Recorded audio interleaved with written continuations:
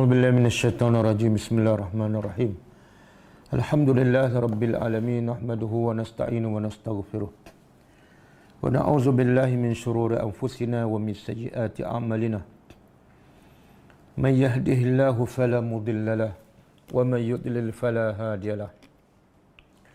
Asyhadu an la ilaha illallah wahdahu la syarika lahu wa asyhadu anna Muhammadan abduhu wa rasuluh. Subhanaka la ilma lana illa ma 'allamtana innaka antal alimul hakim. Wa ma'allimna ma yanfa'una wanfa'na bima 'allamtana wa zidna ilma. Rabbi yassir wa la tu'assir, Rabbi tammi bil khair, amma ba'du.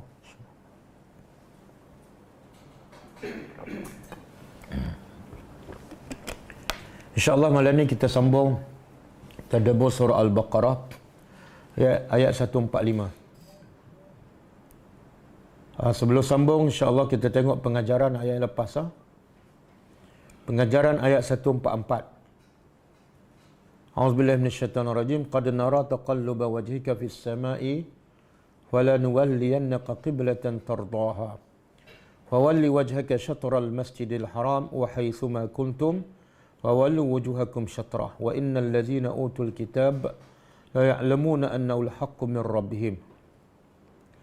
Wa mallahu bighafilin amma ya'malun. Maksud dia, kata Allah Subhanahu wa taala, sesungguhnya kami selalu melihat wajah engkau sentiasa berbolak-balik ke langit, berulang kali melihat ke langit. Untuk apa? Untuk menunggu wahyu turun agar kiblat ditukarkan sebagaimana yang engkau suka. Maka Allah kata falanuwalliyannaka, maka pasti kami akan arahkan engkau ke arah kiblat yang engkau suka. Maka sekarang fawalli, hadapkan wajah engkau ke arah Masjidil Haram. Saat itu bertukarlah kiblat orang beriman ketika itu daripada Baitul Maqdis ke Baitullahil Haram. Dan di mana saja kamu berada, maka salatlah dalam keadaan menghadap wajah engkau ke arahnya, iaitu ke arah Masjidil Haram. Dan sesungguhnya orang-orang yang diberi kitab pasti mereka mengetahui bahawa pertukaran kiblat itu adalah benar, tersebut di dalam kitab mereka, dan kebenaran itu min rabbihim, dan tidak Allah lupa apa yang mereka kerjakan. Pengajarannya pertama, melihat, memandang ke langit bukanlah akhlak yang buruk bersama Allah. Melihat atau memandang ke langit bukan akhlak yang buruk bersama Allah. Berdasarkan ayat qad nara taqalluba wajhika fis sama'. Jadi kalau kita asyik tengok ke langit bukan akhlak yang buruk, tapi itu adalah dibenarkan, sebagaimana Nabi sentiasa melihat ke langit dalam ayat ini. Yang kedua, ayat ini menetapkan bahawa Allah, ketinggian kedudukan Allah Subhanahu wa taala. Ayat ini menetapkan ketinggian kedudukan Allah Subhanahu wa taala, di mana Rasulullah sentiasa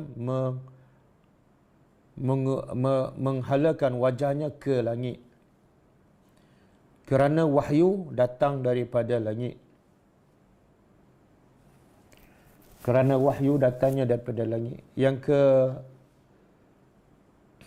ketiga, kesempurnaan pengabdian Rasulullah, kesempurnaan pengabdian Rasulullah sallallahu alaihi wasallam kepada Tuhannya,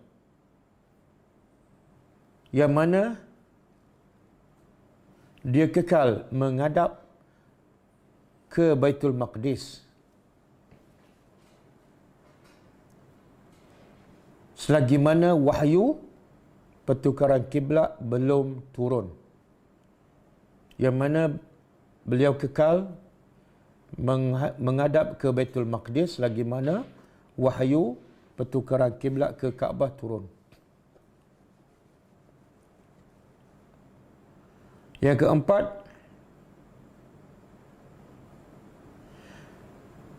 Nabi SAW sangat cinta untuk menghadap ke arah Kaabah di dalam solatnya. Kerana Kaabah adalah rumah Allah yang pertama dibina.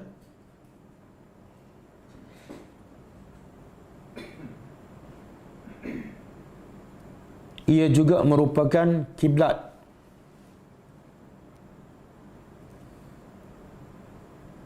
Nabi yang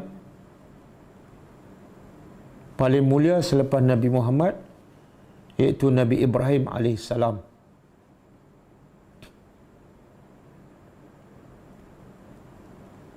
Dan juga sebagai maslahat dakwah, kerana orang-orang Arab Mekah suka kepada Kaabah.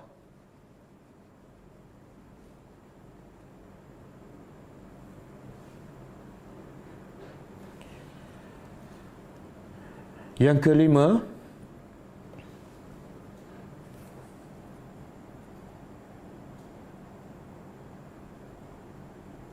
muka adalah anggota badan yang paling mulia.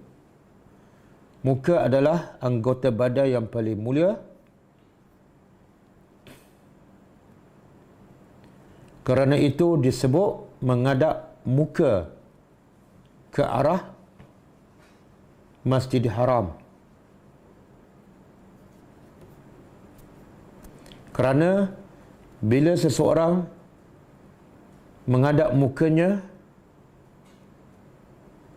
ke arah sesuatu, bermakna dia menghadap seluruh badannya. Bermakna dia menghadap seluruh badannya ke arah itu.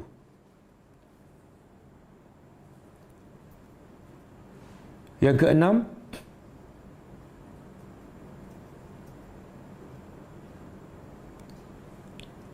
mengikut mazhab Maliki, seseorang yang solat hendaklah memandang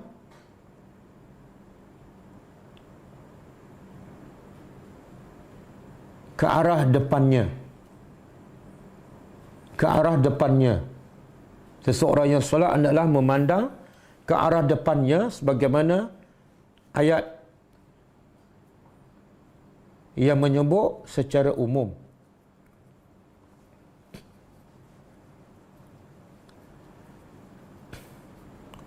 Sebab ayat ni Allah kata apa? Fawali wajhaka, halakan wajah engkau ke arah Masjidil Haram bila solat.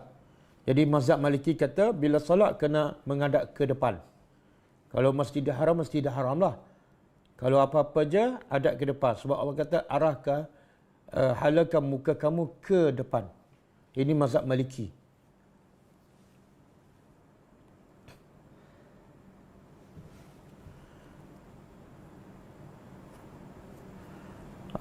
Adapun mazhab Syafi'i,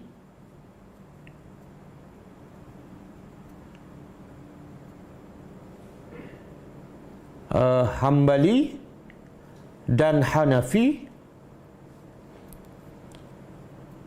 hendaklah menghadap wajah ke tempat sujud.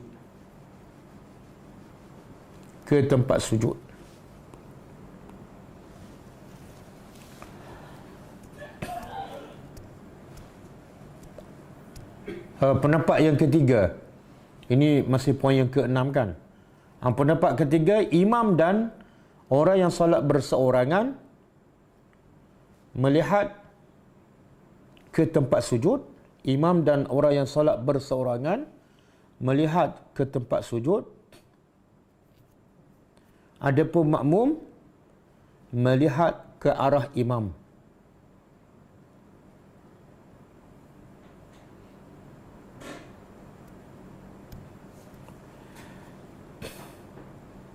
Dan ini adalah pendapat yang paling kuat. Jadi makmum tengok ke arah imam kalau salat berjemaah.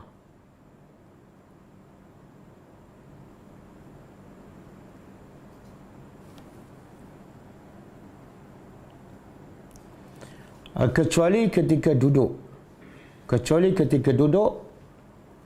Semuanya hendaklah melihat kepada jari. Ketika duduk mana tahiyat awal dan tahiyat akhir. Hendaklah melihat kepada jarinya.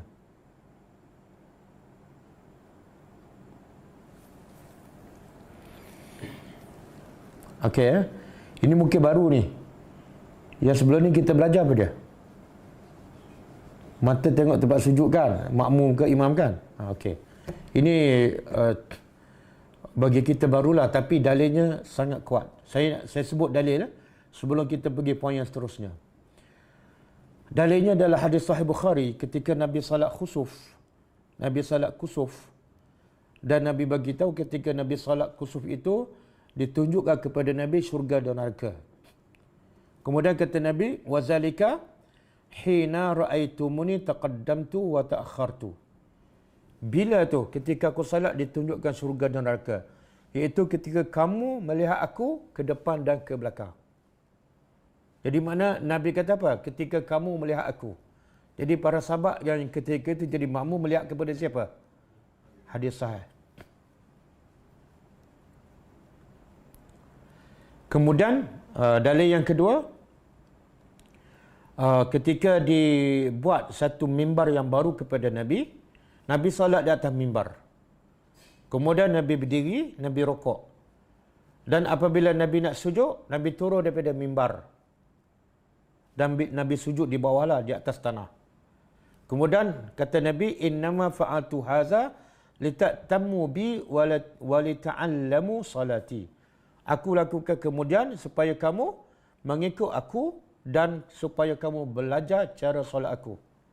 Itu Nabi duduk atas mimbar kan masa berdiri. Kemudian masa rokok, Nabi masih di atas mimbar. Kenapa Nabi berdiri dan rokok di atas mimbar? Supaya sahabat tengok dan belajar. Maknanya sahabat tengok siapa ketika solat? Tengok Nabi. Hadis sahih. Yang ketiga, ketika Nabi solat baca perlahan, iaitu sama ada zuhur ataupun asar.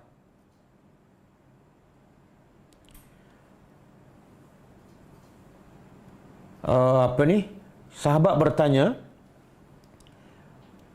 annahum lamma akhbaru anna Rasulullah SAW kana yaqra'u. Sahabat beritahu Nabi membaca ketika Nabi solat secara perlahan. Sahabat beritahu Nabi membaca ketika Nabi solat perlahan kan?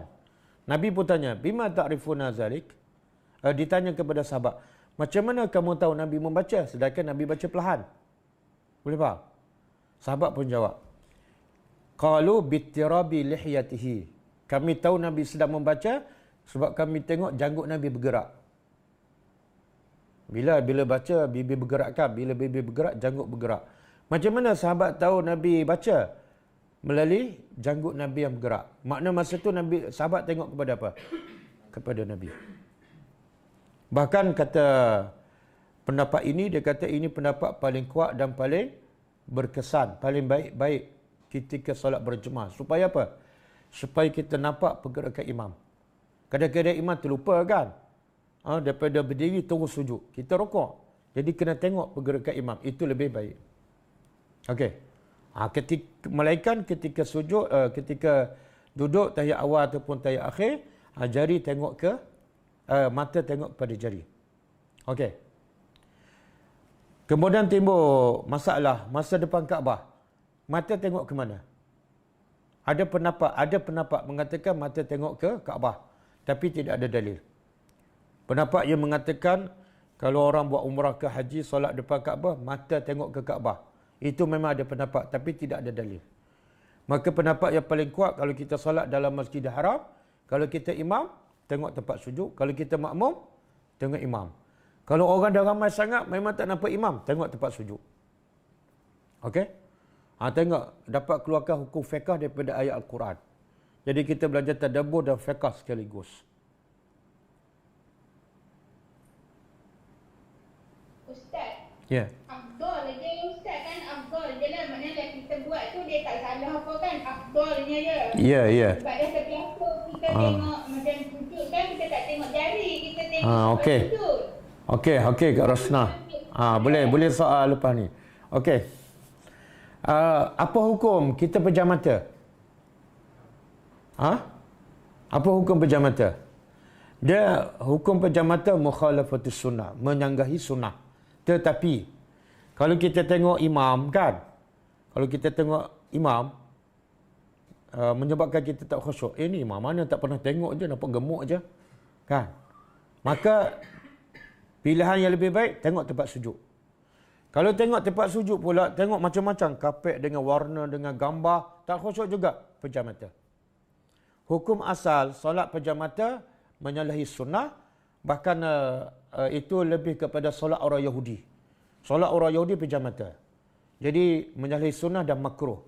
Tetapi sekiranya kita tengok imam tak khusyuk, tengok tempat sujud lagi tak khusyuk, ketika itu dibolehkan pejam mata sekiranya solat pejam mata menjadi lebih khusyuk. Tapi kalau solat pejam mata menyebabkan dia terus tertidur, tak boleh. Okey. Poin yang keberapa tadi pengajaran? 7. Wajib solat di mana-mana dengan menghadap ke arah kiblat. Sama ada di darat, wajib solat di mana-mana menghadap ke arah kiblat. Sama ada di darat atau di laut atau di udara.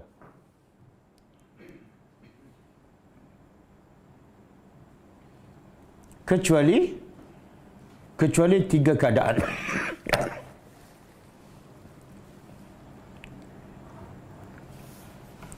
Tiga keadaan kita dah sebut semalam kan.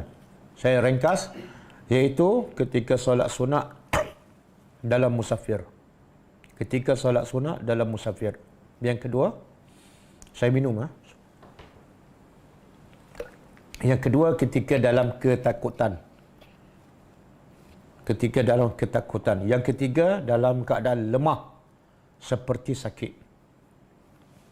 3 keadaan ini dibolehkan solat walaupun tidak menghadap kiblat.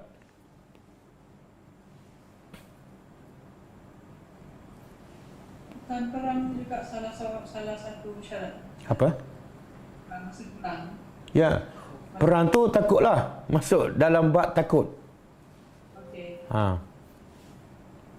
Dia dalam sakit bukan masalah takut. Itu lemah ataupun tak mampu ataupun darurat. Okey, yang keberapa? Poin keberapa?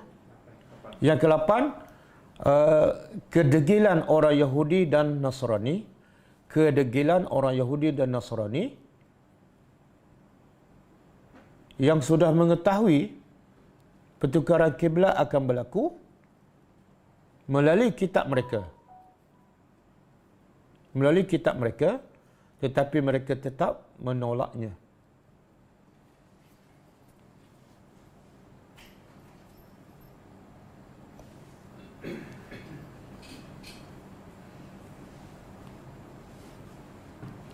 Yang ke-9, Allah tidak pernah lupa segala perbuatan hamba-Nya, sama ada jahat ataupun baik. Allah tidak pernah lupa perbuatan hamba-Nya, sama ada jahat ataupun baik, sama ada besar ataupun kecil,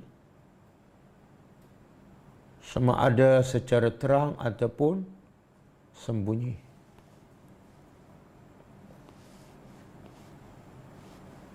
Okey, habis. Kita tadabbur ayat seterusnya.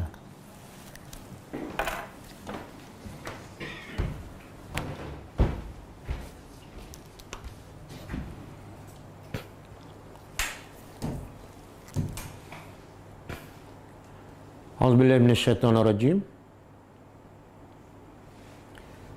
Walain dan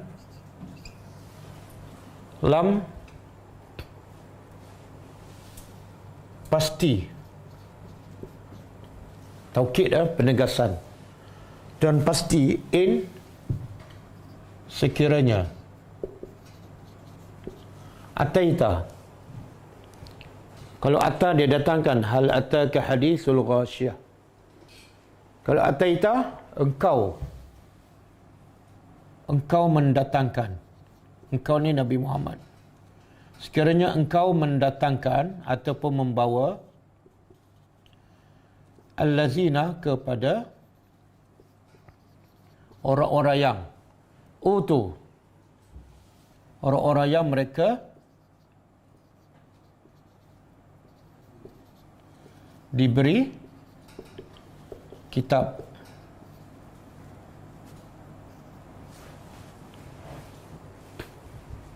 Tengok Allah, bila Allah sebut orang yang diberi kitab kan, sebenarnya Allah nak puji ke Allah nak cela?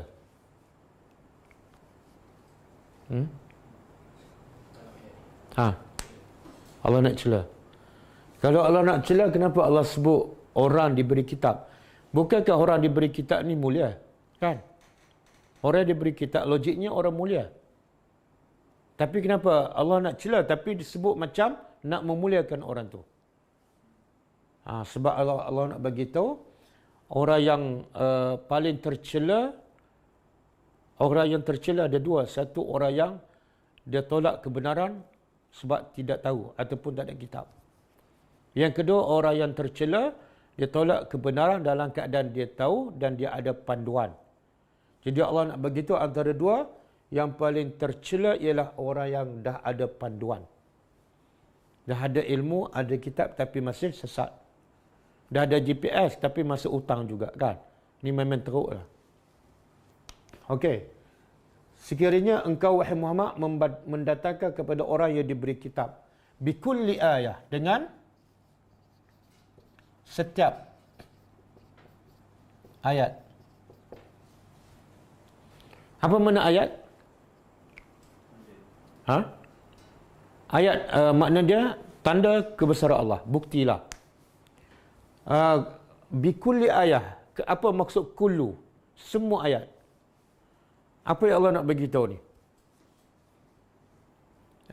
Okey, kita baca sikit lagi. Ma tabi'u, tidak mereka ikut kiblatak, kiblat engkau.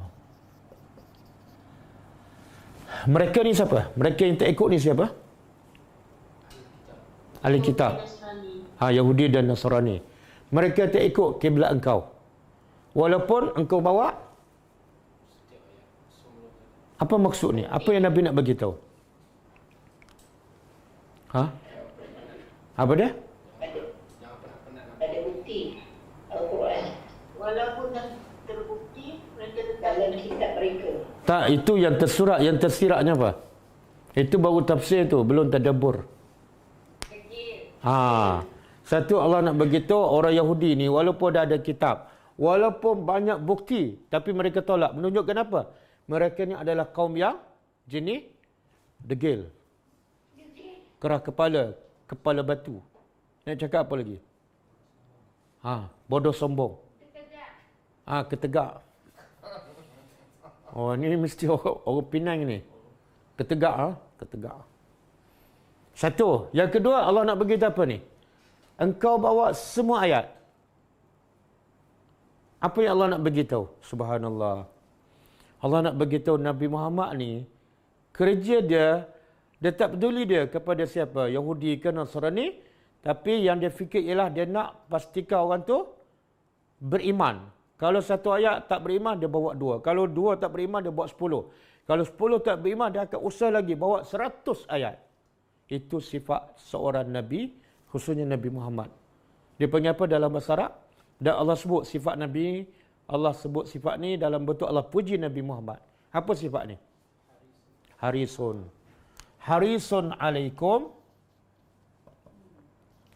Dalam surah At-Taubah kan? 127. Harisun alaikum bil mu'minina raufur rahim.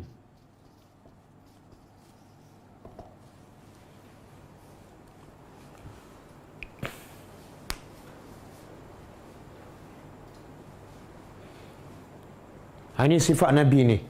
Harisa makna sangat tamak. Sangat tamak apa?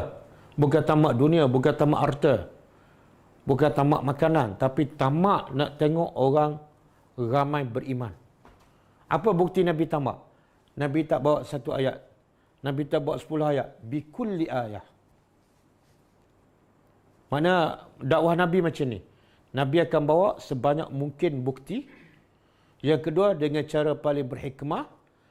Dengan cara lemah lembut.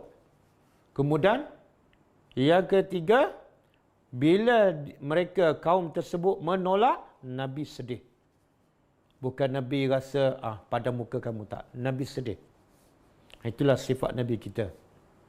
Berusaha bersungguh-sungguh membawa sebanyak mungkin bukti dan cara paling lembut, dan bila mereka tak beriman, Nabi hasilnya Nabi sedih. Jadi pengajaran untuk kita dakwah ada berapa orang, kemudian berapa bukti kita bagi, kemudian kita sedih tak bila mereka tak beriman. Kalau semua tak ada, kita sebenarnya belum, tak payahlah mengaku cinta Nabi Muhammad, kan? Pergi ke kubur Nabi menangiskan. Tapi satu dakwah pun tak buat. Kadang-kadang kita berdakwah satu ayat je, orang tolak, lantak. Kamu tolak satu ayat, kafir tau. Lepas ni aku tak berdakwah dah. Okey? Kemudian Allah kata apa? Wama anta, dan tidaklah engkau bitabi'in,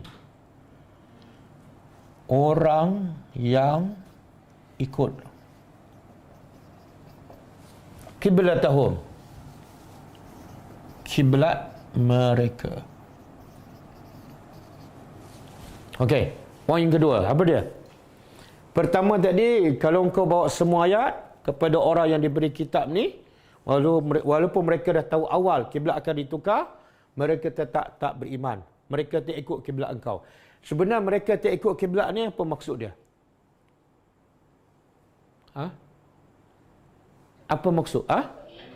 Tak beriman dengan siapa? Dengan Nabi Muhammad lah. Walaupun dia hanya tolak satu. Jadi di sini Allah nak beritahu, siapa tolak satu hukum bermakna dia tolak semua sekali. Yang 50 sunnah Nabi dia terima, ada 2 je sunnah Nabi. Yang ni saya tak boleh terima. Sebenarnya dia tolak semua. Ini dia tolak satu je, arahan ikut kiblat. Sebenarnya dia tolak Nabi secara keseluruhan. Agama tak boleh dipecah-pecah, dipilih-pilih. Dijuzuk-juzukkan. Agama tak boleh. Kalau terima, terima semua. Kalau tolak satu, bermakna tolak semua. Kemudian bahagian kedua ni Allah nak beritahu apa ni? Engkau bukan orang yang ikut kiblat mereka. Apa maksud dia?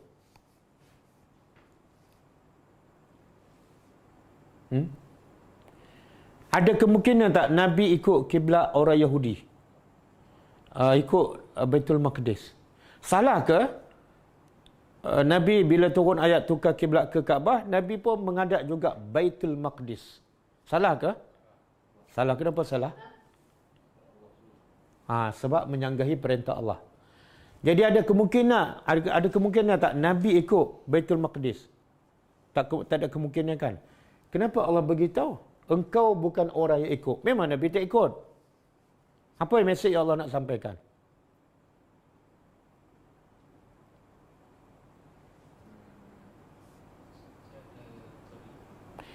Nabi tak mungkin ikut, tapi umat Nabi Muhammad mungkin tak ikut. Umat kamu mungkin ikut. Jadi bila aku arahkan, engkau jangan ikut, maka umat kamu pun kena ikut engkau. Jangan ikut. Siapa yang tak ikut kamu, bermakna dia tak ikut Allah, dia tak ikut Islam. Ramai tak yang ikut kiblat ni? Sebenarnya tak ikut kiblat orang Yahudi bermakna apa? Bukan mesti ikut kiblat mereka ketika salat, tak. Ikut apa saja tindakan, tingkah laku, akhlak orang Yahudi, sebenarnya seolah mengikut kiblat mereka. Okey? Tapi Allah beritahu tak? Engkau tak akan ikut kiblat mereka walaupun mereka bawa sebanyak mana dalil. Kenapa Allah tak sebut? Yang Nabi Allah sebut, engkau bawa sebanyak mana dalil, mereka tak ikut. Tapi bila Nabi tak ikut kiblat mereka, Allah tak sambung. Walaupun mereka banyak bawa sebanyak mana bukti pun. Mereka tak ada dalil. Kebatilan tidak ada hujah. Okey. Wa ma ba'duhum, dan tidaklah ba'duhum sebahagian mereka bitabi'in, mengikuti kiblat sebahagian yang lain. Ini bahagian yang ketiga. Apa yang Allah nak bagi tahu? Sebahagian mereka, siapa mereka? Yahudi dan Nasara. Mana Allah nak bagi tahu mereka ni, mereka nak kamu ikut kiblat mereka, seolah mereka tu bersatu. Tak. Sebenarnya sama-sama mereka pun berpecah. Yahudi kiblatnya lain, Nasara kiblatnya lain. Jadi mereka bukan niat yang baik. Mereka niat ada kepentingan puak ataupun kumpulan, bukan kerana Allah. Sebab buktinya sesama mereka pun berpecah. Yahudi menghadap sebelah timur, Nasrani menghadap sebelah barat di Baitul Maqdis. Okey. Tapi bila mereka akan bersatu?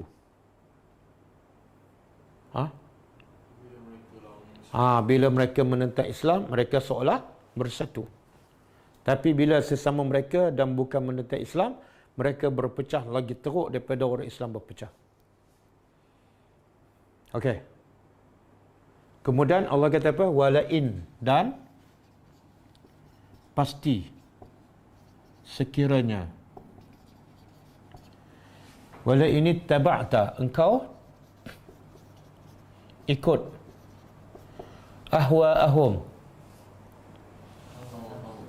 hawa nafsu mereka, min, dari selepas ja'aka, telah datang kepada engkau minal ilmi, dari ilmu, innaka, sesungguhnya engkau, izan apa makna? Bukan izah. Izah apabila, kalau izan dia tulisan sama, baca lain. Izah dengan izan. Apa makna? Jika demikian ataupun kalau begitu, kalau engkau mengikut mereka, hawa nafsu mereka, setelah ilmu kebenaran datang kepada engkau, tapi engkau ikut juga kehendak orang Yahudi, maka apa hukum kepada engkau? Kalau begitu ataupun jika demikian,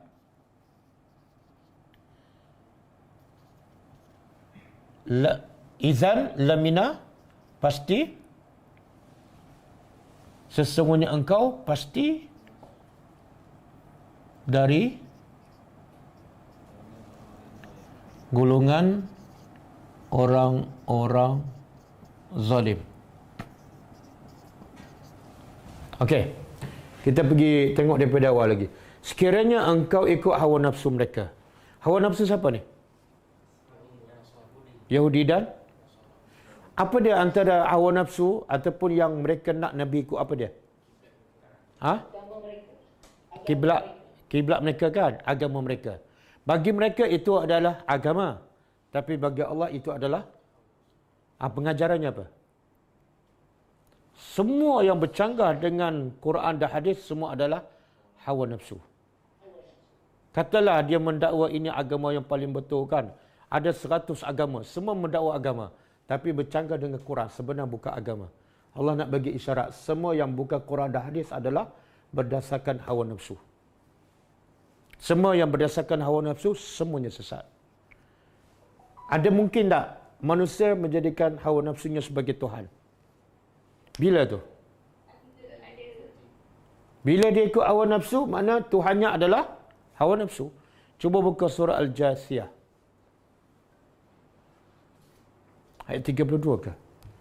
Afara'aita man ittakhaza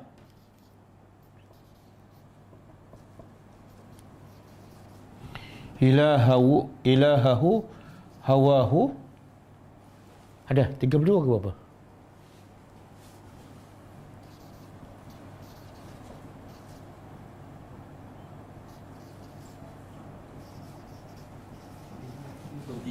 23.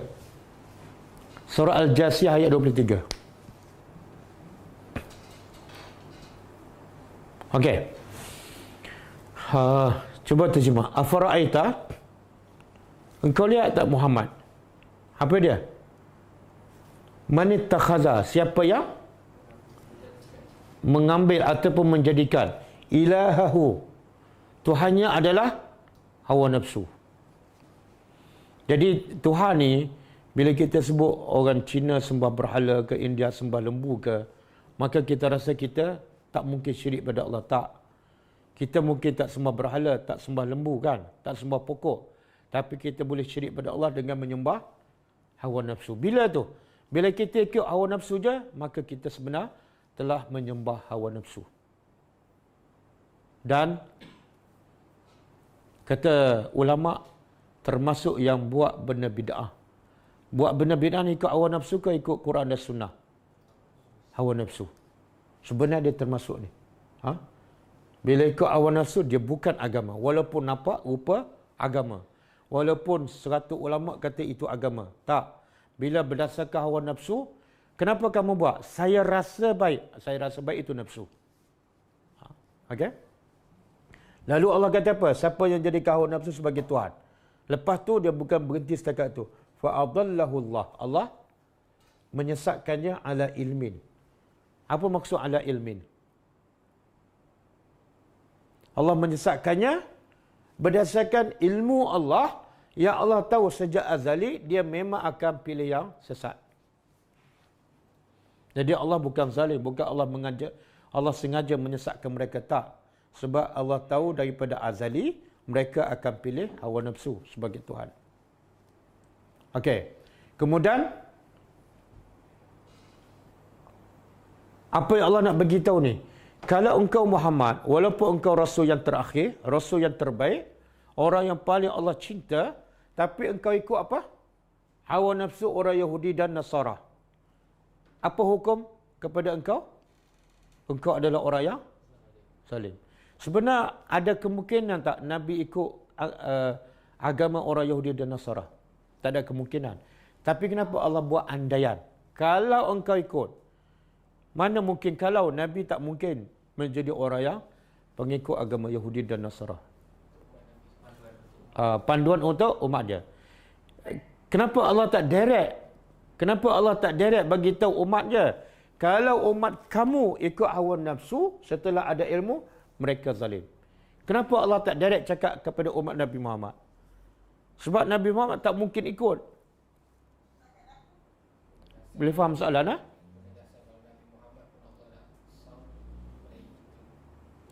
Logiknya Nabi Muhammad ni tak apalah kan. Dia ikut sikit-sikit tak apa sebab dia Nabi kan. Tak ada. Nabi hebat macam mana? Zalim.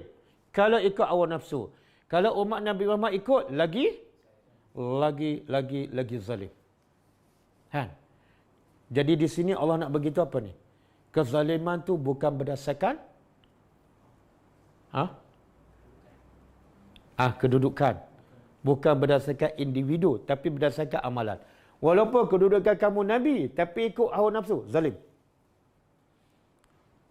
Kalau sepupu Nabi, sepupu Nabi, ikut hawa nafsu, zalim tak? Saya keturunan Nabi tau. Tengok bahasa Al-Quran. Allah kata jangan cakap banyak. Kalau Nabi pun zalim, kamu berapa pupu? 10 pupu lagi zalim. Boleh faham? Jadi siapa yang mendakwa dia keturunan Nabi, dia boleh reka-reka dalam agama. Sebenarnya reka tu ikut nafsu. Mereka adalah zalim walaupun keturunan Nabi.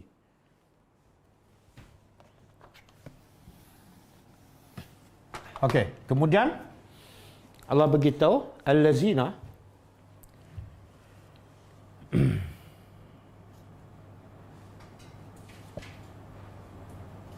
iaitu orang-orang yang atainahum, kami telah berikan kepada mereka kitab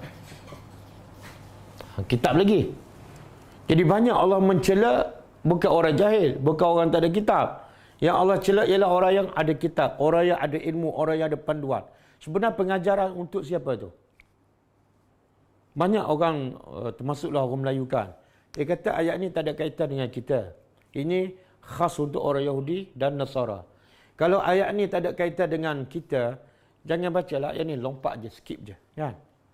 Dan Allah kata apa? Quran tu adalah Quran hudan limuttaqin. Okey. Kamu orang bertakwa tak? Kalau kamu orang bertakwa, petunjuknya apa?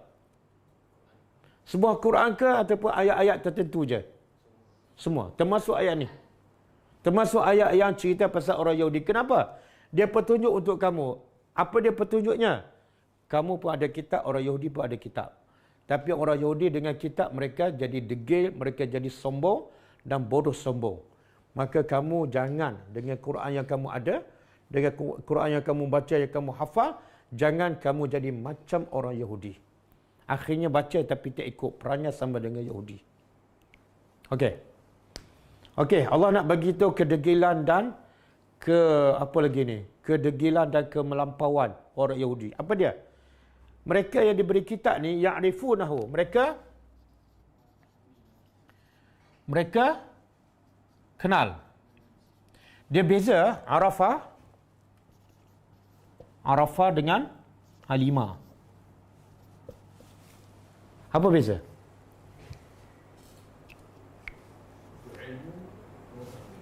Apa beza? Tengok dia terjemah berilmu. Ilmu tu bahasa Arab tu, ilmu. Apa beza? Ilmu lebih tinggi? Tapi ada orang kata kamu belum sampai makrifat.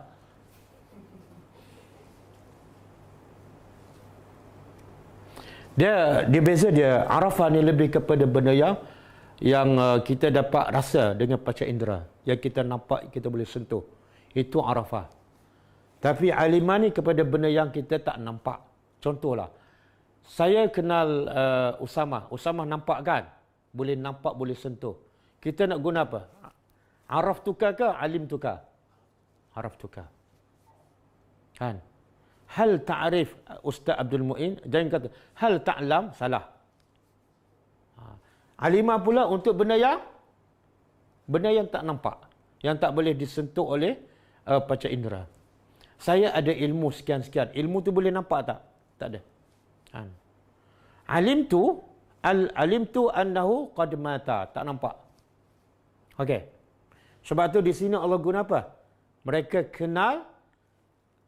kenalnya. Kenal siapa ni? Nabi Muhammad, nampak tak? Sebab tu Allah guna ya'rifunahu. Mereka kenal Nabi Muhammad sampai tak apa ni? Allah nak bagi tahu mereka ni sangat-sangat melampau. Sebab apa? Mereka bukan tak kenal Nabi. Bahkan mereka kenal sebagaimana ya'rifuna, mereka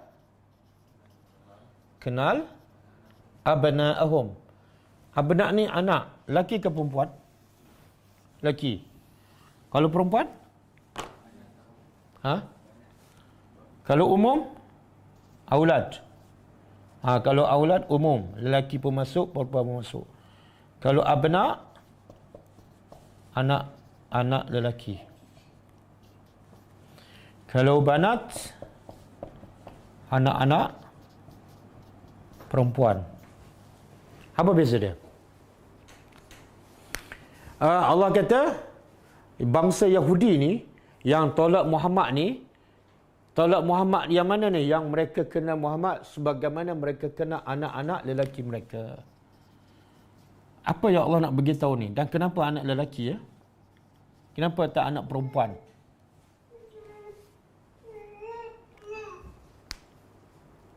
Kenapa? Sebab anak lelaki lebih sayang anak lelaki. lebih puas daripada anak perempuan. Lebih Puas. puas. Lebih Itu perjudi pada anak lelaki ya. Bukan. lebih puas. Lebih liar, lebih Bukan. Takkanlah dia anggap Nabi Muhammad tu liar. Bukan. Sebabnya ialah kebiasaan mak bapak ni lebih sayang, lebih condong pada anak lelaki lebih daripada anak perempuan. Kenapa? Sebab akhirnya yang akan menyambung zuriat mereka anak lelaki. Anak perempuan tak ada. Anak perempuan bila kahwin dapat anak bin siapa? Bapak dah hilang, nama bapak hilang. Kemudian kalau ada mak bapak dah tua, biasa yang nak tolong mak bapak siapanya? Anak lelaki lah, sebab anak perempuan terikat dengan suami. Jadi mak bapak ni biasa Suami kuatlah. Yelah. Jadi Allah nak beritahu mereka ni kenal Nabi Muhammad, kenal melalui apa? Melalui cerita dalam kitab mereka, sebagaimana dalam surah Al-A'raf ayat 157. Mereka kenal Muhammad, yang mereka tolak ni sangat-sangat mereka kenal sebagaimana mereka kenal anak lelaki mereka. Kenapa Allah buat perbandingan macam kenal anak lelaki? Ada kemungkinan tak bapa bertukar anak lelakinya? Ada kemungkinan tak? Contohlah, dia besarkan anak lelaki dia sampai umur 20 kan.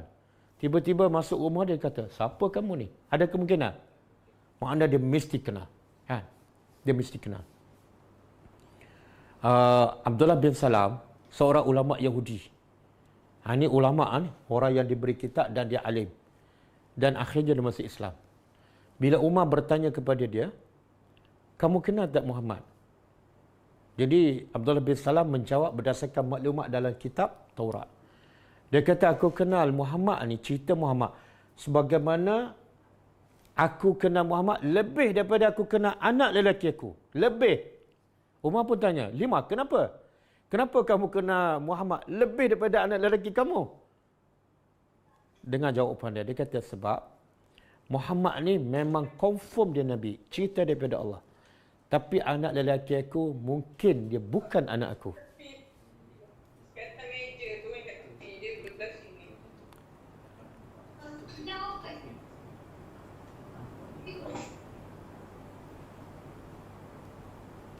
Boleh faham?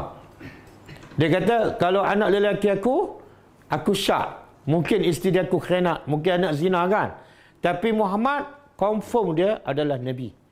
Jadi Abdullah bin Salam yang merupakan ulama Yahudi, dia lebih daripada ni lagi. Dia bukan setakat kenal Muhammad macam kenal anak lelaki, tak. Dia lebih kenal Muhammad, dia lebih percaya Muhammad daripada dia percaya anak sendiri. Sampai tahap tu. Dan logiknya apa dia? Logiknya apa dia? Kalau dia kenal Muhammad, cerita Muhammad macam kenal anak lelaki ataupun lebih daripada kenal lelaki. Logiknya apa? Bila Muhammad datang, terus terima. Sebagaimana anak dia cakap, terus terima. Tengok gambar anak dia, memang anak saya. Jangan pertikaikan. Bila pertikaikan menunjukkan apa?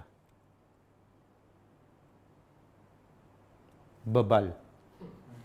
Bebal. Saja nak tolak. Dia tahu benda tu benar, tapi tolak makna degil dan bebal. Bebal yang kedegak.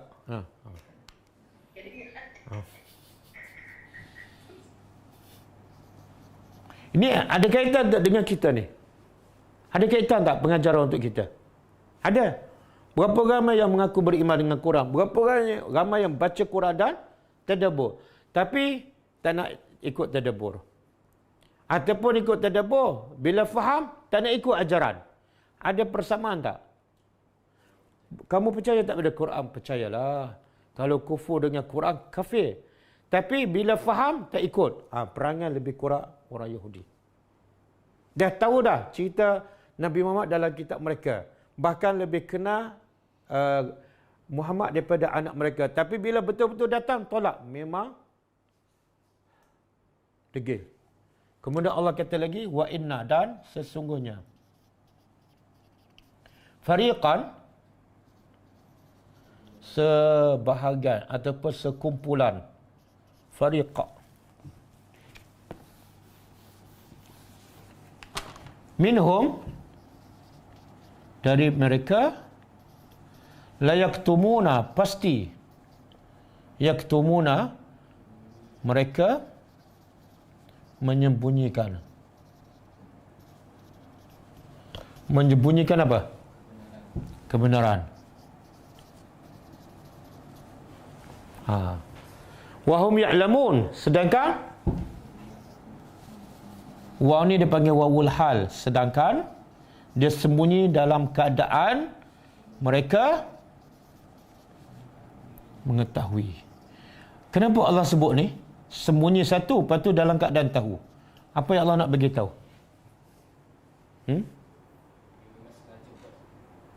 Dia kalau sembunyi dalam keadaan dia tak tahu, itu adalah kebenaran. Okey tak? Dia sembunyi benda tu, sebenarnya bukan kebenaran pun. Benda palsu, tapi dia rasa kebenaran. Okey tak? Okey kan? Yang tak okey, yang tercela apa dia? Dia sembunyi kebenaran dalam keadaan dia betul-betul yakin benda tu benar. Ini sangat-sangat melampau. Sangat-sangat tercela. Okey. Ramai tak ni? Jenis perangan ni. Bila kena atas kepala dia, dia tak nak baca ayat tu. Bila menggugat kedudukan dia, dia tak baca ayat tu. Dia hanya bercakap bila? Bila selari dengan majikan dia ataupun orang yang lantik dia. Diam je. Bila selari dengan orang yang lantik, keluarlah suara dia. Macam hari tu baru dilantik. Dia panggil apa? Dia panggil ulama telefon.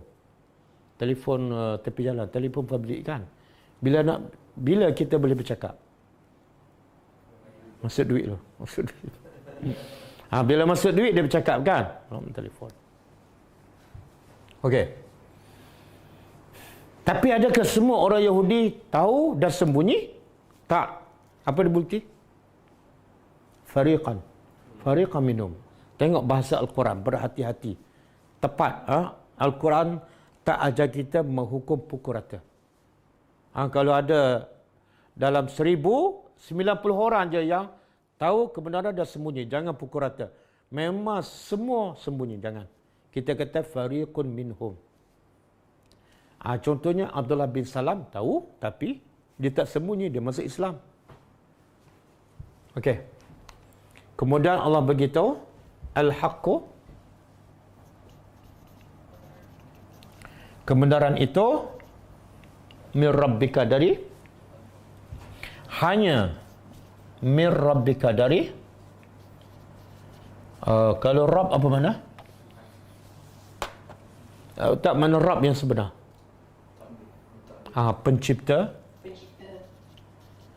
Pencipta, pemilik, pengurus engkau. Kenapa Allah sebut min rabbika? Allah tak kata al-haqqu minallah. Kenapa Allah tak guna Allah, tapi Allah guna Rabb? Tadabburnya apa?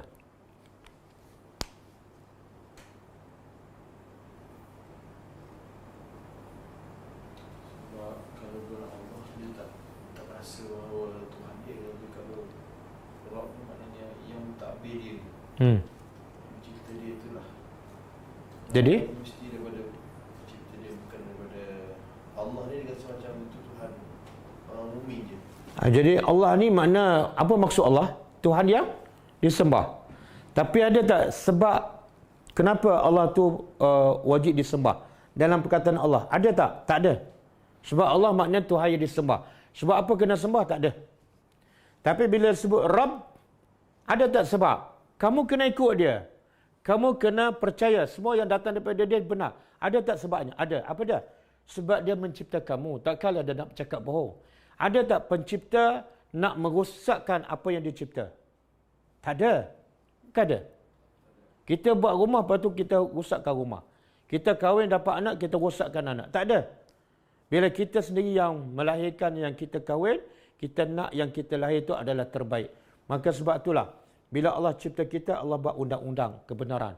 Bila undang-undang daripada pencipta, pemilik, pengurus, pasti benar, pasti baik. Jadi wajib kamu ikut. Sekarang ramai orang ikut apa? Daripada pencipta ke daripada makhluk? Apa maksud tu? Yang pencipta dia cakap tak dengar. Yang kena cipta cakap dia dengar. Apa maksud tu? Bodoh lah, bodoh sombong. Sebab apa? Sebab dia dengar cakap orang yang tak ada apa-apa kelebihan. Mencipta pun tak, mengurus pun tak. Bahkan dia adalah makhluk yang lemah. Jadi bila kita dengar arahan daripada makhluk yang lemah, itu menunjukkan kebodohan kita tahap tak kedegak. Dah lah dia bodoh, lepas tu dengar cakap orang bodoh. Bodoh tak? Okey. Maka fala takunu, maka janganlah takunan, janganlah kamu sekali-kali menjadi,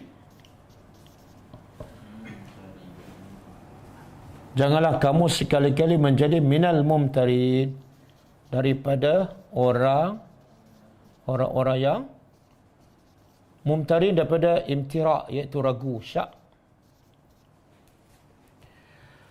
Okey, Allah larang siapa ni? Kebenaran daripada Tuhan engkau.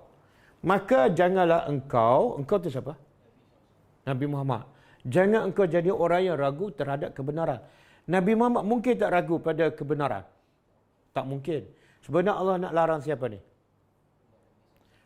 Umat Nabi Muhammad. Umat Nabi Muhammad banyak tak ragu pada kebenaran yang datang daripada Allah? Banyak. Betul? Dan ramai tak manusia, umat Nabi Muhammad, yang bila dengar arahan daripada manusia tak ragu-ragu? Betul? Ramai tak? Mana lebih ramai yang dengar arahan manusia daripada yang dengar arahan Allah? Allah kata, tutup kepala, tak dengar. Manusia kata, tutup mulut, pakai mask, dengar tak? Allah kata, pergi solat Jumaat di masjid. Masa tu belum PKP lah, tak dengar. Manusia kata, jangan pergi masjid, dia melompat. Ni makna manusia, umat Nabi Muhammad ramai ragu kepada arahan Allah. Okey? Jadi apa hukum kita ragu-ragu pada Al-Quran? Apa hukum? Haram. Apa dalil? Ni la ni makna larang. Jangan sekali-kali. Okey, apa bentuk keraguan? Pertama, jadi macam Yahudi lah. Dah tahu tapi tak ikut. Tak ikut tu sebenar ragu. Saya bukan tak nak ikut Ustaz, tapi bagi masa pada saya. Kenapa perlu masa kalau benda tu benar-benar dan baik untuk kamu? Kenapa? Kan? Kita kalau diberi, kita tengah lapar. Lepas tu kita diberi makanan yang memang kita tahulah makanan itu baik. Kita ragu-ragu tak kepada makanan yang diberi oleh orang yang kita percaya? Tak ragu-ragu kan? Kenapa tak ragu? Sebab orang tu kita percaya. Tapi dia orang, bukan Tuhan. Kemudian perut kita pula lapar. Makanan pula sedap. Kita tak ragu-ragu. Ada mungkin tak kita perut lapar, lepas tu yang bawa makanan bapak kita. Lepas tu bila bapak suruh makan, minta maaf bapak bagi masa pada saya. Kenapa? Saya ragu-ragu pada makanan bapak ni. Bapak rasa apa? Bapak kata apa? Kalau ragu-ragu pada bapak, silakan keluar. Subhanallah. Ramai tak bersikap macam tu kepada Tuhan? Quran tak nak baca. Kalau baca tak nak faham. Kalau faham tak nak ikut. Betul tak? Sepatutnya, kita kata apa? Sila keluar daripada bumi Tuhan. Sila keluar sekarang. Ustaz nak pergi duduk mana? Kalau tak ada tempat lain, ikut je lah. Sebab bumi ni satu je dan pemiliknya Allah. Ikut je. Bila tak nak ikut, sila keluar. Kalau tak boleh keluar, ikut. Boleh? Okey, cukup lah.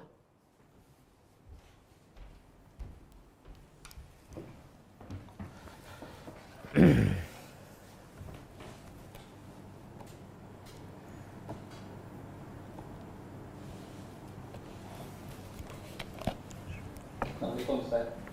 Waalaikumsalam warahmatullahi wabarakatuh. Soalan saya mengenai amalan bid'ah yang ikut nafsu lah, yang sesat ni kan. Yang mana tak ikut apa yang Nabi atau para sahabat dah tunjukkan. Jadi soalan seterusnya, adakah kita ni boleh anggap ataupun kita berlapang dada dengan setengah orang yang buat apa ni, perkara yang maknanya tidak mendapati sunnah Ustaz, yang kita pun tahu memang ada yang jelas Nabi pada tersebutlah. Banyak contoh kan Ustaz yang boleh dalam masyarakat kita. Jadi Ustaz boleh komen tak? Allah kata apa dalam Quran? Kita tak ragu-ragu pada Al-Quran kan? Allah kata apa? Ud'u ila sabili rabbika bil hikmah wal mau'izatil hasanah wajadilhum billati hiya ahsan. Allah kata, ajaklah mereka kepada Tuhan engkau dengan satu hikmah. Yang kedua, bil mau'izatil hasanah, dengan peringatan yang baik. Yang ketiga, kalau berdebat, wajadilhum billati hiya ahsan. Berdebatlah dengan cara yang terbaik. Jadi ayat ni Allah tuju pada Nabi dan kepada umat Nabi Muhammad. Bila kita berdakwah kepada siapa? Umum. Sama ada orang Yahudi ke, orang kafir ke, orang buat bid'ah, mesti ada 3 unsur, bil hikmah wal mau'izatil hasanah, dan kalau berdebat dengan debat cara yang terbaik. Satu. Yang kedua, tengok bagaimana Nabi berdakwah kepada orang Yahudi yang sangat-sangat degil. Dah tahu, dah kenal betul-betul, dah percaya betul-betul, bila datang tolak. Tapi apa sikap Nabi dengan mereka? Nabi membawa sebanyak mungkin bukti. Nabi tak pernah melabel, Nabi tak pernah menuduh, Nabi tak pernah buat secara kasar ataupun di luar adab manusia. Nabi tetap sabar, Nabi tetap berhikmah. Bahkan Allah ada ayat yang Allah tegur Nabi. Allah tegur Nabi, afatu'minuna afatatma'una an yu'minu lakum wa qad kana fariqun minhum yasma'una kalam Allah. Dengar Allah kata apa? Adakah patut kamu masih tamak an yu'minu, supaya mereka ni Yahudi dan Nasara beriman kepada kamu? Adakah kamu masih tamak kepada orang macam ni? Kenapa? Wa qad kana fariqun minhum, ada sekumpulan daripada mereka yasma'una kalam Allah, mereka dengar kata-kata Allah, mereka dengar kata-kata Allah, iaitu kitab Taurat dan Injil. Lepas mereka dengar, apa mereka buat? Yasma'una kalam Allah summa yuharrifunahu min ba'di ma aqalu, kemudian mereka ubah apa yang mereka dengar setelah mereka faham. Tapi orang macam ni, yang dah faham, dah dengar, dah percaya, dah ubah lagi, maka Nabi masih tamak. Nabi masih berusaha, sehingga Allah tegur, adakah patut kamu masih tamak? Jadi, orang yang buat benda bid'ah ni taklah sejahat orang Yahudi. Kita berlemah lembut dengan mereka, jangan pulau mereka, jangan boikot mereka, sayangilah mereka, supaya satu hari mereka terima yang benar hanya daripada Allah dan Rasul. Mungkin dengan sebab akhlak kita yang lembut, mereka akan berubah. Tapi kalau kita asyik pulau mereka, boikot mereka, mungkin mereka tak akan dengar lagi perkara-perkara yang benar daripada kita ataupun daripada ustaz-ustaz sunnah. Wallahu a'lam. Ustaz, tapi kalau contohnya kalau perkara khilaf tu kan, kerana perbezaan pendapat ataupun mazhab itu, kita mungkin boleh berlapang dada, Ustaz. Ya. Tak, kita memang tak setuju dengan benda yang salah ni. Kita memang tak setuju. Kita memang sempit dada, kita memang kena benci. Itu bab akidah. Tapi dalam bab dakwah, cara kena berbeza. Nabi benci kepada kebenaran, Nabi benci kepada akidah Yahudi. Tapi bila Nabi berdakwah dengan cara lemah lembut, Nabi tak pernah pulau mereka. Bahkan Nabi dengan orang munafik macam mana? Orang munafik ni lagi jahat daripada orang Yahudi. Bahkan bila masuk neraka, mereka paling bawah. Tapi Nabi jumpa orang munafik, Nabi senyum. Nabi biarkan mereka solat di belakang Nabi. Nabi tak pulau, Nabi tak halau. Jadi akidah kena tegas. Benci kena benci. Tapi dalam aspek dakwah, kita kena berlemah lembut dan dengan berhikmah. Jangan menyebabkan orang tak suka pada kita sebab akhlak kita ataupun cara kita berdakwah tu kasar. Jangan. Wallahu a'lam. Terima kasih. Okey, sama-sama. Waalaikumsalam warahmatullahi. Zurin Shah Lazaru, Assalamualaikum. Jika seseorang itu ikut hawa nafsu, jadi seolah-olah bertuhankan hawa nafsu, maka apakah itu dikira syirik pada Allah, Ustaz? Ini soalan daripada Zurin Shah Lazaru. Dia tengoklah, kalau ikut hawa nafsu tu yang boleh membawa kepada syirik. Contohlah, dia ikut hawa nafsu, dia sembah berhala, kan? Syirik. Dia ikut hawa nafsu, dia percaya pada bomoh, syirik. Dia ikut hawa nafsu, dia rasa dengan usaha boleh mengubah keadaan dia, syirik. Tapi kalau setakat dia ikut hawa nafsu bersembah kosong, mengumpat, itu tak membawa kepada syirik. Jadi tengok dia ikut hawa nafsu apa jenis kesalahannya, apa maksiatnya. Wallahu alam. Soalan Zoom lagi satu daripada Haziq Ibrahim. Ni anak saudara saya ni. Salam Ustaz, maaf kalau pelik soalan saya ni. Soalan saya, kitab-kitab diturunkan dalam bahasa Arab atau bahasa lain? Dan Al-Quran, adakah ayat-ayat Quran dihimpun dari ayat kitab-kitab yang lain juga? Macam mana? Boleh ulang soalan?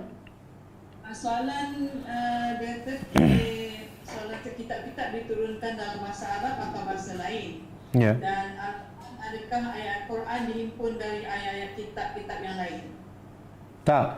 Okey, kitab-kitab sebelum ni tengok kepada bangsa apa diturunkan. Kalau kebanyakan para nabi, kebanyakan daripada Bani Israel. Dan kitab mereka pun dah dalam bahasa Ibru, bahasa orang Yahudi ataupun Nasrani, iaitu bahasa Ibru. Jadi kitab dalam bahasa mereka. Mustahil kitab diturunkan dalam bahasa yang tak difahami oleh kaum tersebut. Jadi Quran, kitab Allah turun berdasarkan bahasa kaum tersebut. Supaya apa? Sebab tujuan kitab Allah supaya kaum tu faham dan ikut. Maka mestilah dalam bahasa mereka. Okey, yang kedua, Quran memang asal original. Tidak ada dicedok daripada kitab-kitab yang lain. Sebab itulah bila Quran turun, kitab-kitab yang lain semua terbatal. Kalau ada kebetulan sama tu, itu kebetulan. Wallahu alam. Assalamualaikum Ustaz. Waalaikumsalam warahmatullahi. Ustaz, saya nak tanya tadabbur surah Yunus ayat 55 hingga 57. Okey, lama banyak. Adakah dia macam sesuai dengan keadaan sekarang? Macam mana Ustaz? Surah Yunus ayat 50 55. sampai 57.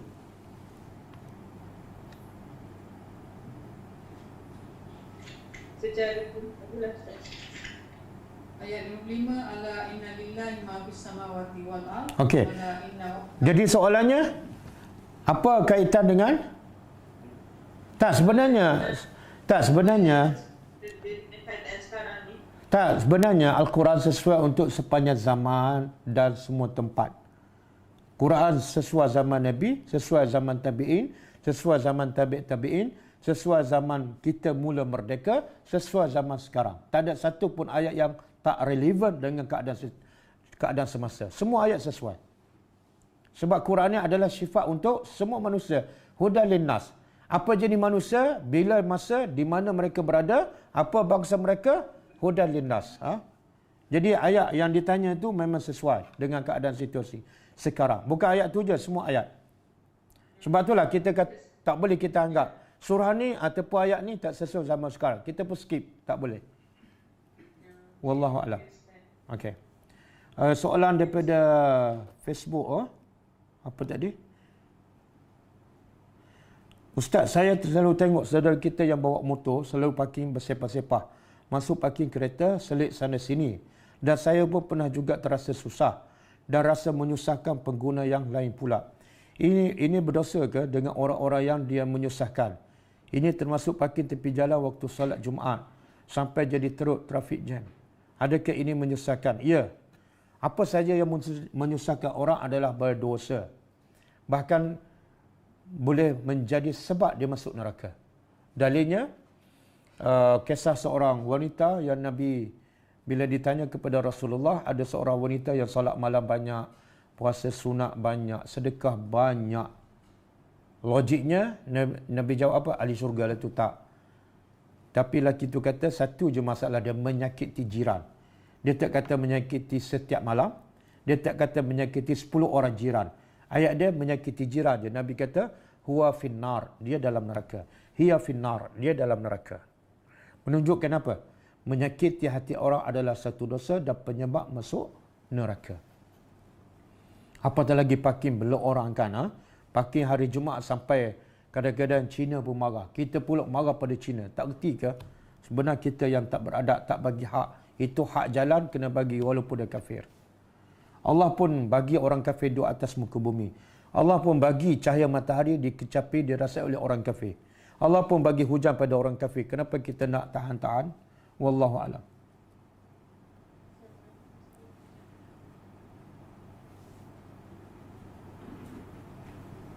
Ada soalan dalam Facebook?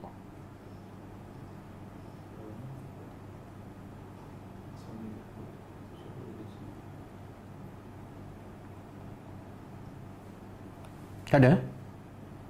Okey, ada soalan lain?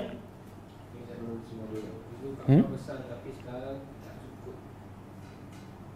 Apa dia? Dulu Kaabah besar sebab tak cukup duit dan bahan. Kaabah tu kecil. Kenapa Nabi tak sambung bina Kaabah itu saiz asal? Dan saya asam Kaabah iaitu Hijr Ismail itu sebenarnya itu ruang Kaabah tu. Dan Nabi beritahu, Nabi berkata sebab kenapa Nabi tak bina sekalikan dinding lengkap semua kan? Nabi kata sebab orang Mekah masa tu hadisul ahdi, baru masuk Islam. Jadi bila mereka baru masuk Islam, kalau Nabi bina menimbulkan fitnah, Nabi pun tinggal. Itu menunjukkan apa tu? Maslahat dakwah yang umum kena dahulukan daripada maslahat yang kecil. Lengkapkan binaan Kaabah kecil dibanding apa? Dibanding maslahat nak tarik orang seramai mungkin berdakwah. Itu isu dia bukan tak cukup duit, tapi isu dia ialah maslahat dakwah.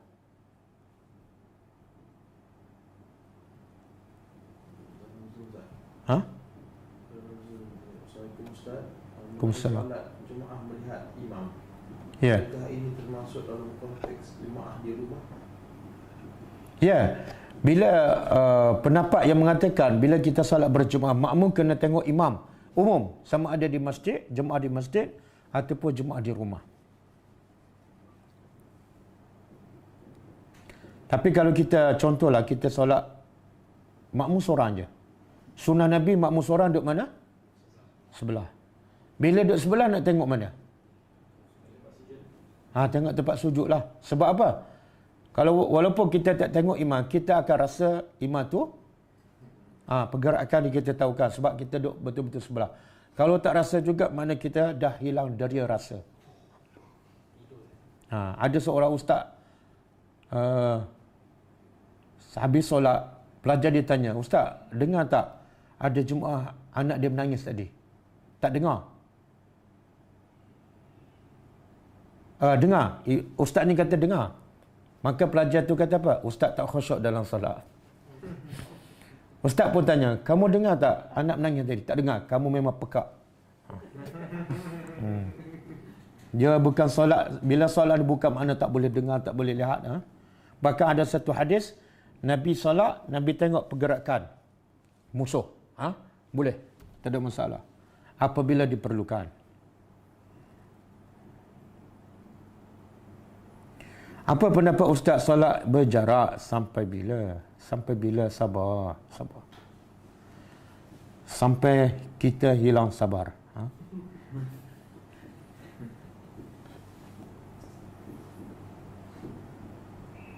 Kadang-kadang Assalamualaikum warahmatullahi. Muhammad Hanif soalan ni, soalan jenazah. Hanif. Ya. Solat jenazah ghaib bermula. Ini soalan Hanif. Ustaz, solat jenazah ghaib bermula daripada selesai pengkebumian sehingga bila kita dapat solat. Dia sebenarnya solat ghaib ni, pendapat paling kuat tak boleh solat ghaib kecuali kita dapat tahu memang tak ada seorang pun solat. Itu pendapat paling kuat lah. Dalilnya ialah Nabi hanya solat ghaib kepada Najasyi yang mati di Habsyah. Sebab apa? Nabi dah dapat tahu dia seorang-seorang yang Islam. Mana bila dia mati tak ada siapa solat. Ketika itu Nabi solat. Dan ketika Nabi duduk Madinah ada sahabat yang mati di tempat lain. Tapi Nabi tak solat ghaib. Sebab apa? Ada orang solat dah.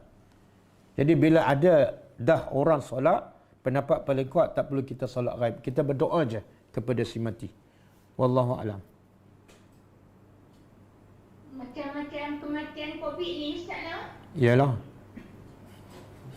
Okay. Apa soalannya Kak? Tak ada soalan. Dah bukan soalan Ustaz sambung daripada Ustaz tadi lah. Bermakna Ustaz boleh sembahyang dengan depan jenazah tu kan. Depan ya. ni kan. Tak, itu bukan solat ghaib. Itu bukan solat ghaib. Solat ghaib ni mayat memang tak ada, hilang. Tak ada depan kita. Tapi yang COVID itu ada mayat. Lepas dia mati COVID, mayat dia hilang. Tapi kita tak boleh solat. Kita tak solat, mana kita boleh buat solat di rumah lah. Tak, ada orang solat. Ada orang solat. Pihak kaki tangan hospital ada solat kan? Solat, ada orang solat. Itu bukan mayat ghaib, mayat ada. Dan ada orang solat. Jadi kita berdoa je. Ada pendapat mengatakan boleh solat ghaib. Tapi saya lebih condong kepada selagi mana ada orang solat, tak perlu kita solat ghaib. Kita hanya cukup berdoa. Oh, okey, faham. Okey. Terima kasih, Ustaz. Sama-sama. Kalau kita dalam Hijr Ismail, kita boleh menghadap ke mana-mana ke? Bolehkah kita dalam Kaabah? Bukankah kita dalam Kaabah? Tak, dia bila kita tak boleh solat fardu dalam Hijr Ismail sebab dia dikira sebagai dalam Kaabah. Sebab tu masa solat fardu semua dihalaukan. Okey. Boleh tak kita solat sunat dalam Kaabah? Boleh. Habis nak menghadap ke mana? Menghadap ke dinding. Menghadap ke dinding. Bahkan ulama kata kalau pintu terbuka, pintu Kaabah terbuka, tak boleh menghadap ke pintu. Sebab dia terbuka. Kena menghadap ke dinding. Maka kalau kita solat di Hijr Ismail tak boleh solat kalau kita nak solat sunat di Hijr Ismail kena menghadap ke dinding Kaabah. Kena menghadap ke dinding Kaabah. Tak boleh menghadap ke kawasan pagar yang rendah sebab dia tak menghadap ke mana-mana dinding. Okey, Datuk Farid.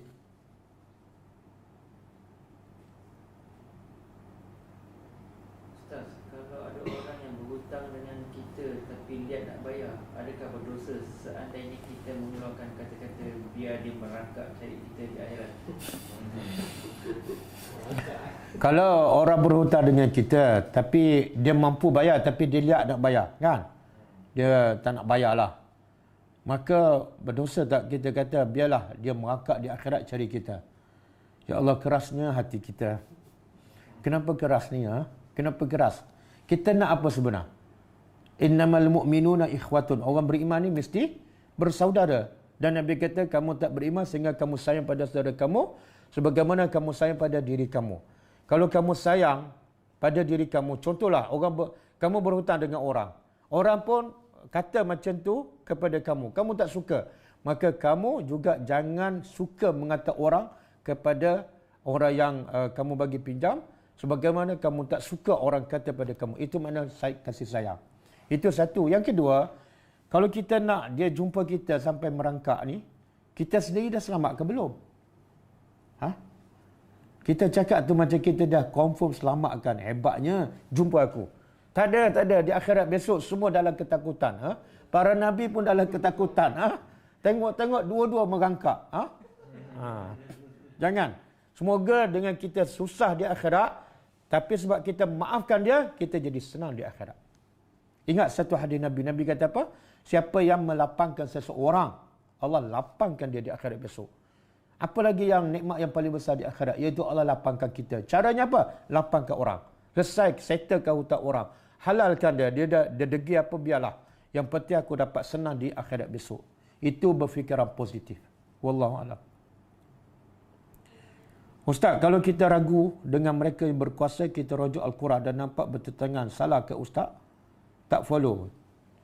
Tak, Nabi dah bagi kaedah la ta'ata fi maksiatil khaliq. Tidak boleh taat dalam perkara yang derhaka ataupun maksiat kepada Allah.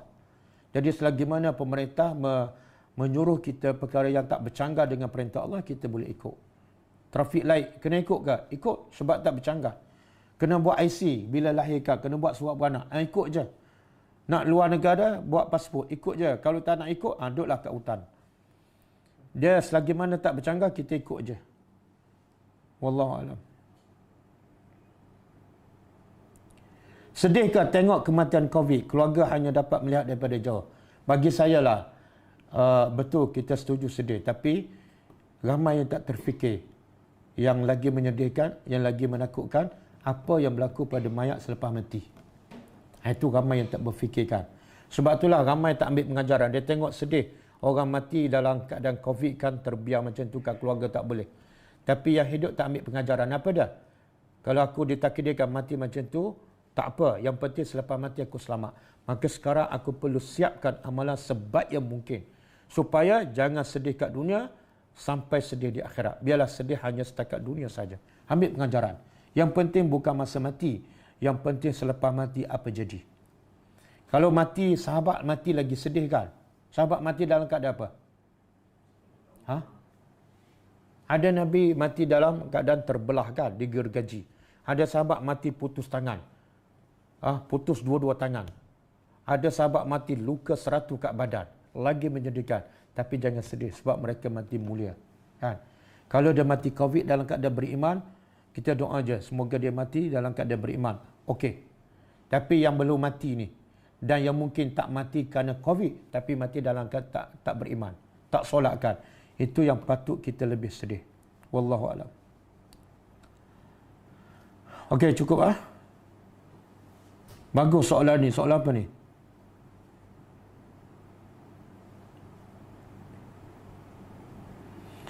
Apa pandangan Ustaz tentang ulama di Malaysia sekarang?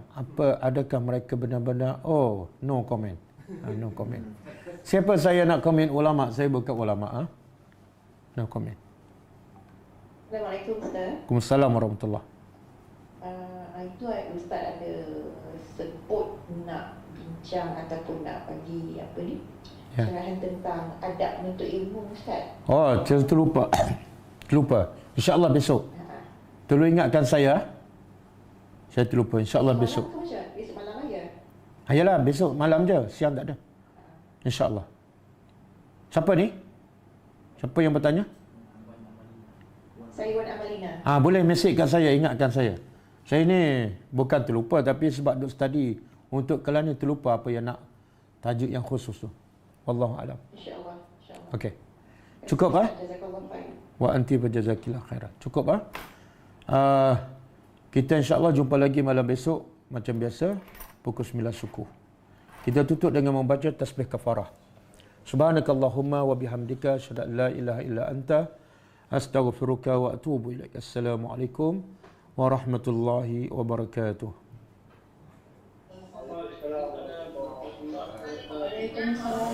Assalamualaikum. اقرأ كتاب الله ترق جنانه وتنل عظيم الأجر والغفران